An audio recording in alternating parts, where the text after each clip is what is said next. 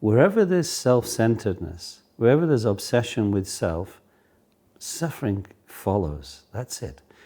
The way we handle the world, the way we handle things, the way we handle emotions, the way we handle relationships is narrow and restricted, because it's all bound up with this obsession with I, with me. Let's just check in on how we've been living so far and the habits and approaches that we bring. And we'll see that actually, even though we want happiness, even though we want to find the permanent answer to problems, we keep getting tangled up, despite our best wishes, our best intentions. We keep getting entangled up in suffering, time after time after time. We plan something thinking that's going to be the answer, that's going to bring bliss to ourselves, happiness to ourselves. It's going to be the success we've always wanted, that will just make things right, and it never turns out that way. Why don't we wake up? Well, because we're kind of still hoping against hope that there's the perfect object, the perfect job, the perfect person, the perfect status. It's just up the road, and we're gonna get it someday.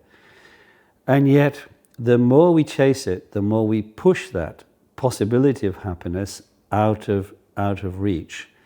So it's something about the way we're handling the world that we want to make it conform to us and our wishes.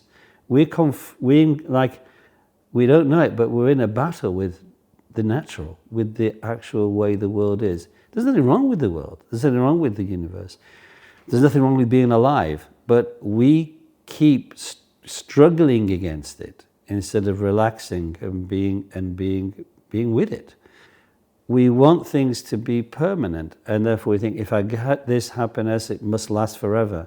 It never does, because conditions come and go all the time, so things change. But we still keep hoping against hope there's going to be some permanent object of happiness.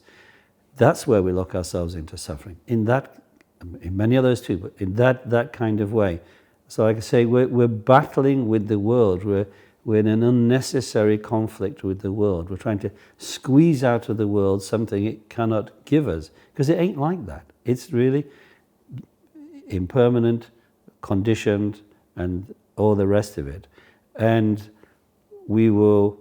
can we ever find happiness? Yeah, but we got to actually change our approach, change our perspective.